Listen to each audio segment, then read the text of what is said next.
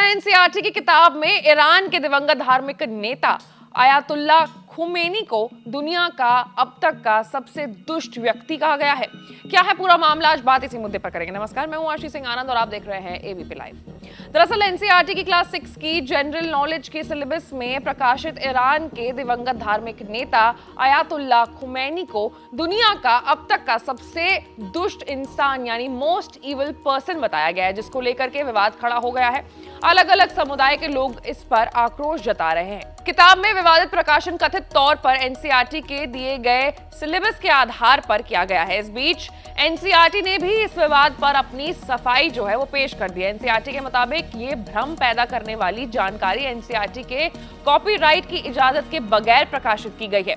दरअसल ये किताब पब्लिशर एक्यूबर बुक्स इंटरनेशनल ने प्रकाशित की गई है, उनकी तरफ से की गई है, जिसकी जानकारी एनसीईआरटी को नहीं थी। एनसीईआरटी के मुताबिक इस मामले में जल्द कार्रवाई की जाएगी।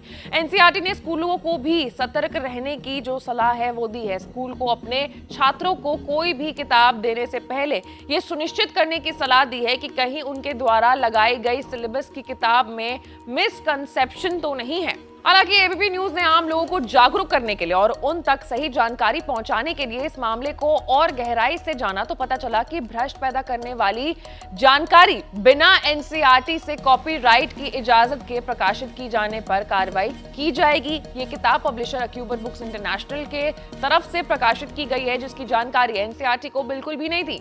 जानकारी मिलने पर मामले में जल्द कार्रवाई की जाएगी। एनसीईआरटी स्कूलों को भी सतर्क रहने की सलाह दी गई है।